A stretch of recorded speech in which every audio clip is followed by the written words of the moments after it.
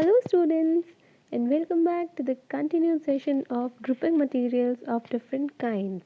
So, we were discussing about the objects and the materials by which the objects are made, how different objects are being placed at the places they are required, how we have classified the things according to their need or the requirement. So, today we are going to study the properties of these materials. Now, you use different things according to your requirement and according to their properties. Like, why do you wear cotton clothes in summer? This is because cotton is light and it is a good absorbent of sweat. That's why we used to wear the cotton clothes in summer. Parallelly, you wear the woolen clothes in winter. Why?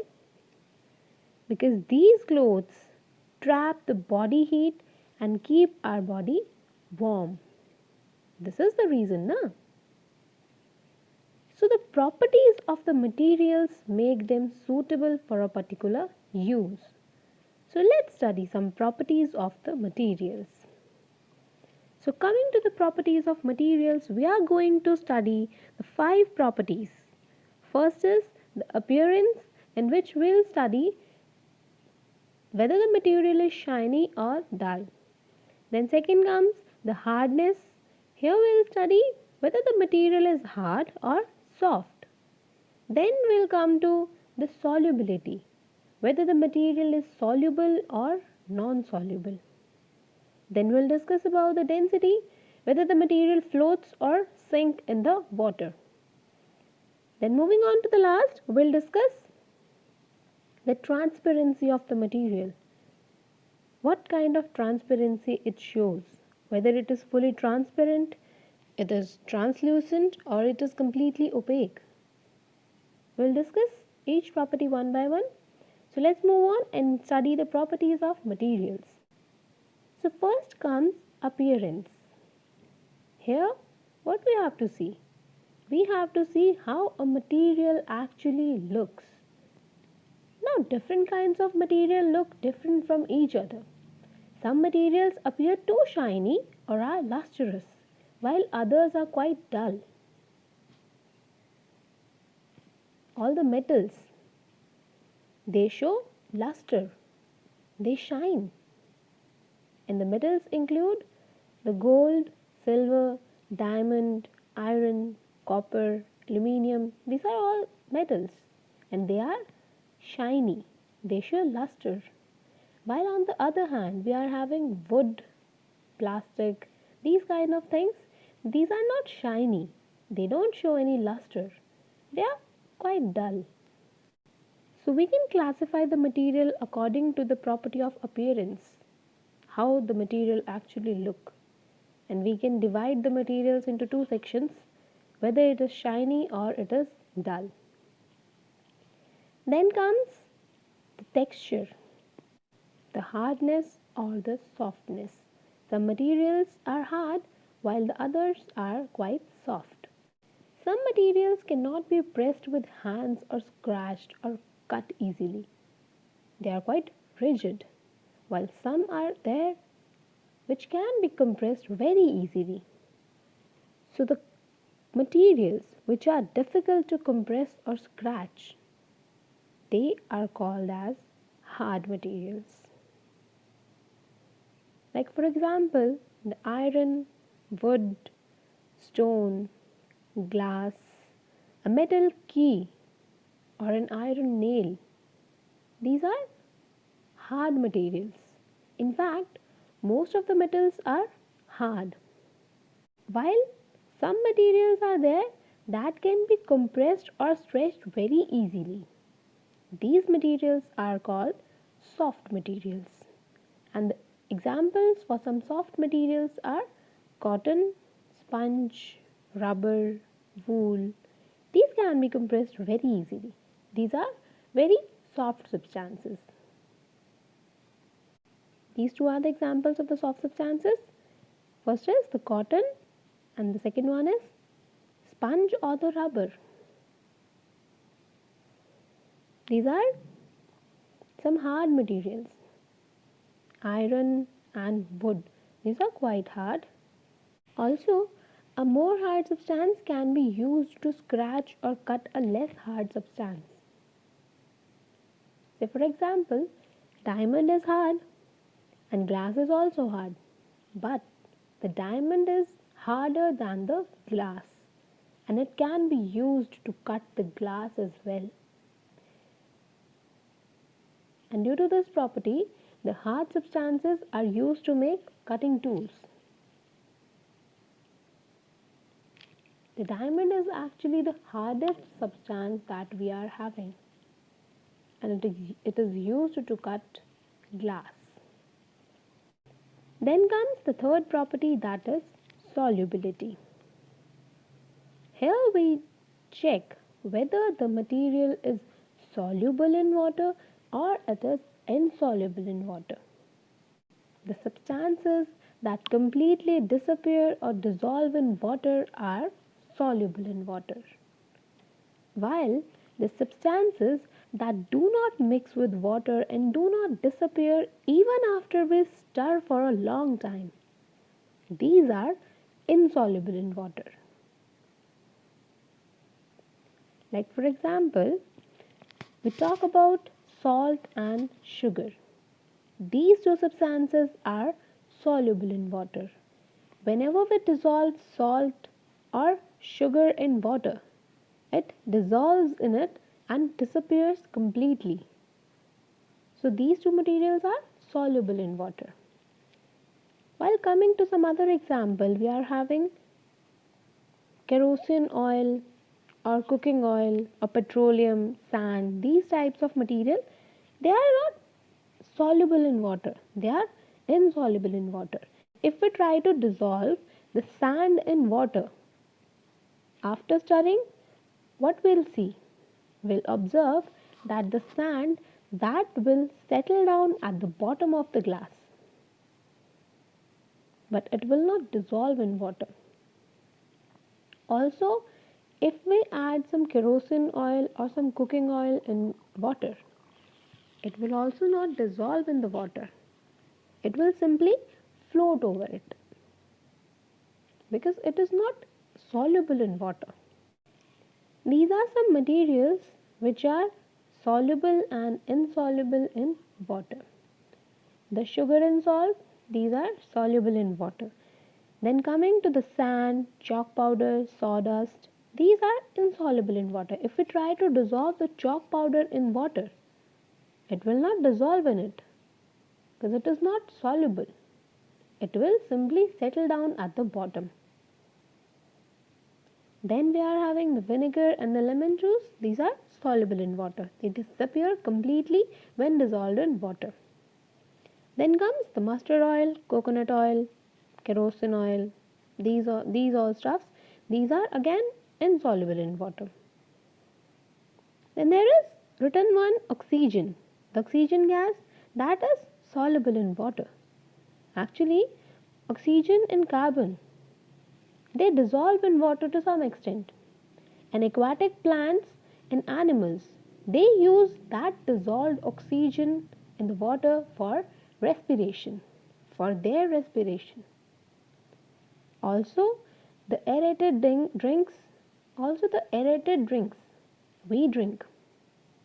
Also the aerated drinks we drink. They contain carbon dioxide dissolved in water. So these are some gases which are soluble in water. Then comes the property of density, where we check whether the material sinks or floats over the water. The objects which are denser than the water, they will sink in water, whereas the objects which are less denser than the water, they will simply float over it. In the previous slide, we discussed about the chalk powder and sand. They sink and settle down at the bottom, while the kerosene oil or the cooking oil, they simply float over the water and form a separate layer. Why this happens? This happens due to the difference in the density of materials.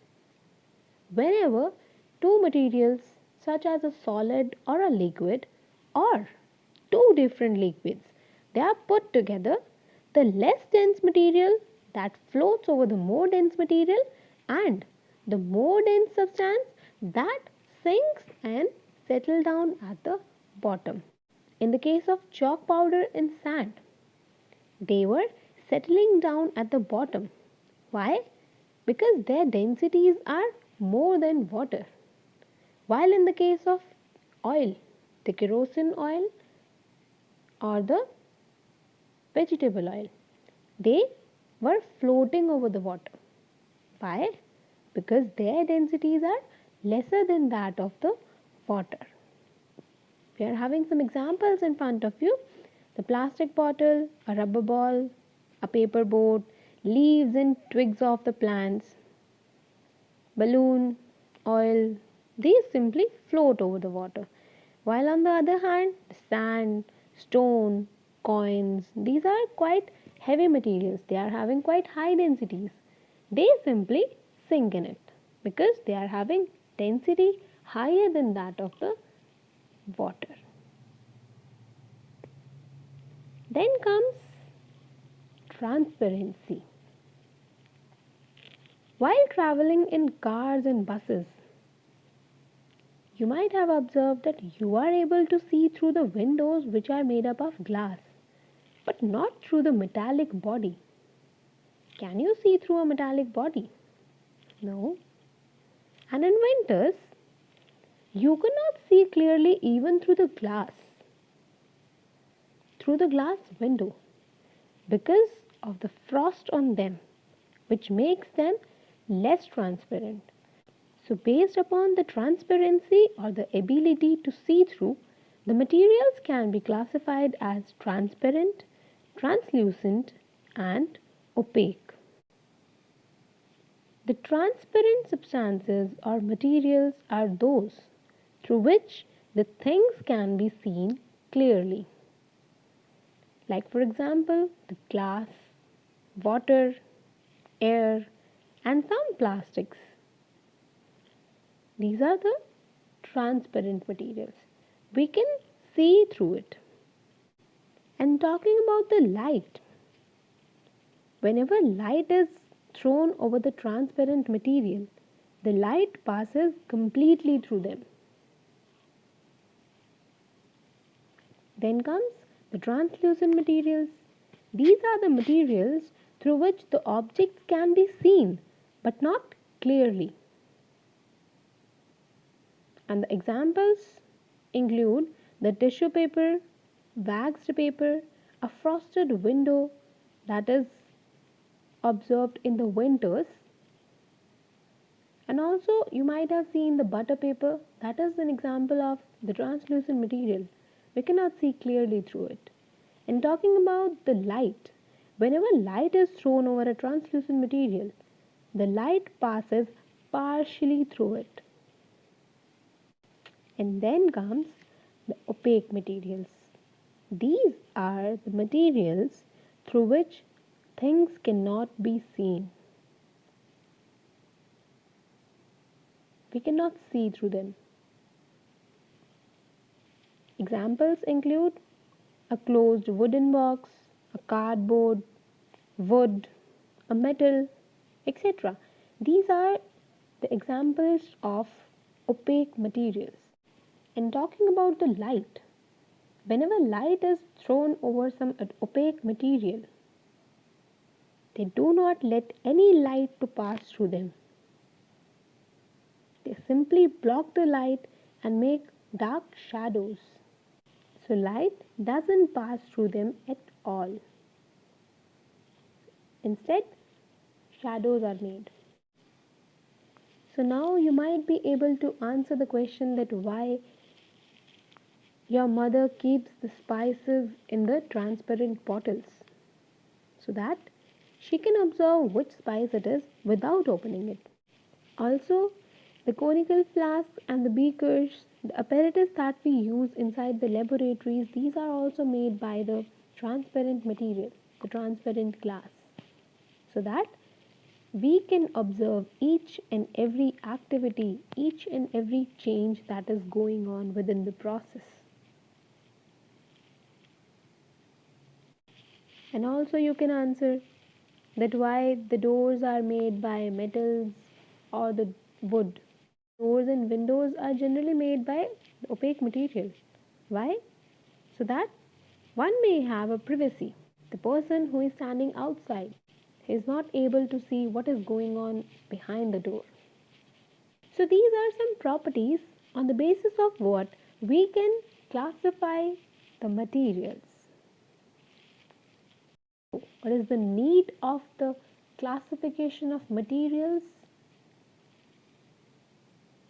Why the sorting of materials is needed? Because dividing materials in groups make it convenient to study their properties and observe any pattern in these properties that is followed by all the members of that particular group. And also it becomes very easy to locate anything when it is classified in groups. Right?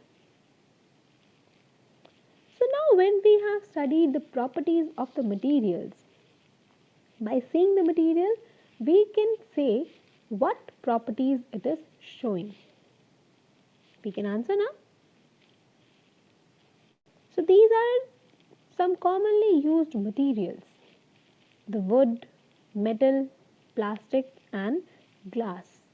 So by saying it, you can say which properties they are showing. Talking about the wood, how it appears? It is not shiny, it is dull. Talking about the texture, it is hard, it is quite rough. When we come to the solubility, it is not soluble in water, it is insoluble, and it is having lower density than water, that is why it floats over the water. And talking about the transparency, it is opaque, we cannot see through the wood. Then comes the metal, it is having shiny appearance, it is also hard, but it is not rough, it is smooth. It is also insoluble in water, and it is also insoluble in water, but it is having higher density than water. That is why if metal is dropped inside the water, it will sink. And when talking about the transparency, it is also an opaque material. Talking about the plastic, it is not shiny, it is having a dull appearance. Talking about the texture, it can be hard or soft. If we talk about the plastic sheet, plastic paper, if we talk about the plastic sheet, that is quite soft. But when we talk about the plastic material like pen, some box, lunch box, they are hard. Then plastic is insoluble in water, it is quite smooth, and it is having lower density than water. It floats over water. And when talking about the transparency, it can be opaque or it can be translucent.